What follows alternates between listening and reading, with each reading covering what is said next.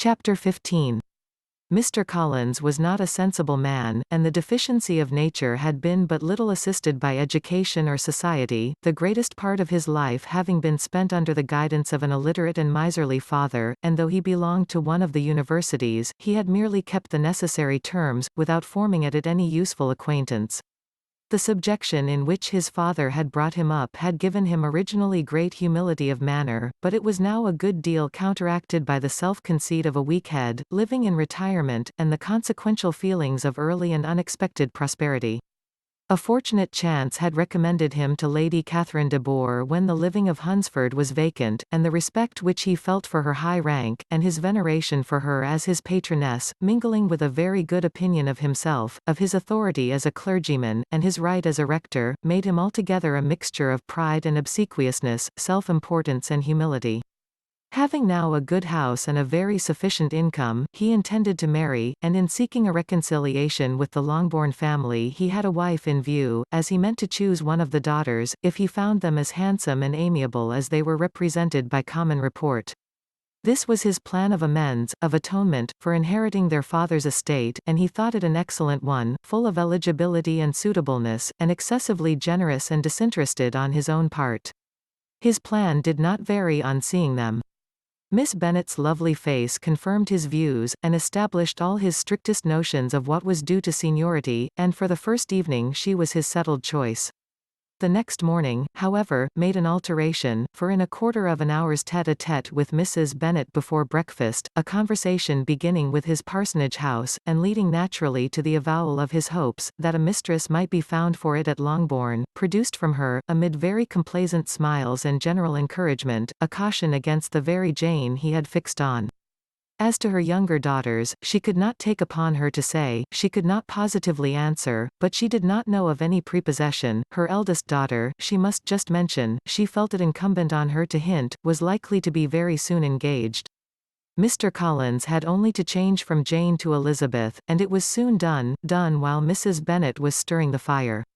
Elizabeth, equally next to Jane in birth and beauty, succeeded her of course. Mrs. Bennet treasured up the hint, and trusted that she might soon have two daughters married, and the man whom she could not bear to speak of the day before was now high in her good graces.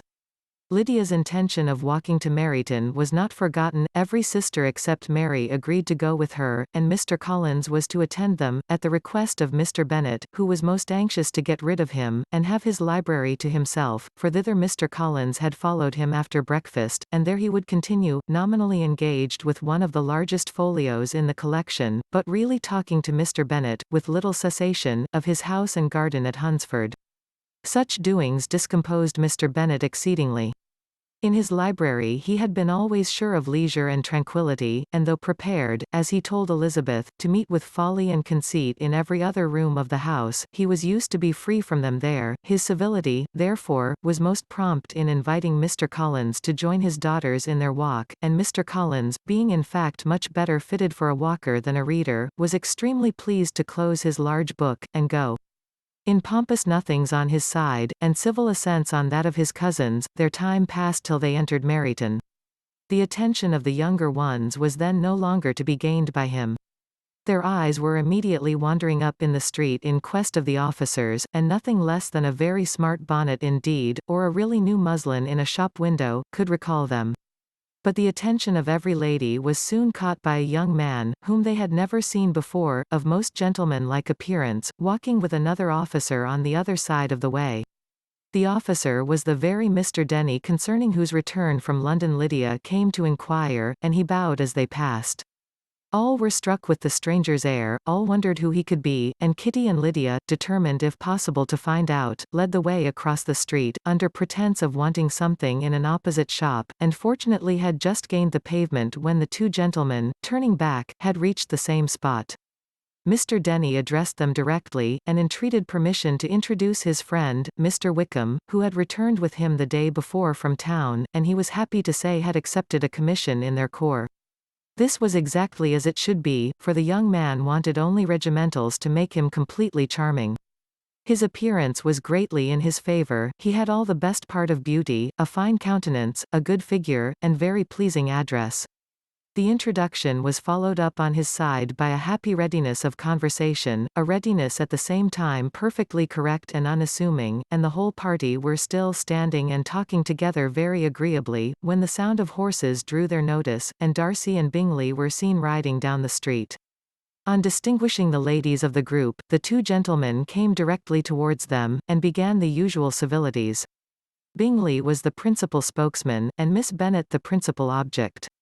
He was then, he said, on his way to Longbourn on purpose to inquire after her.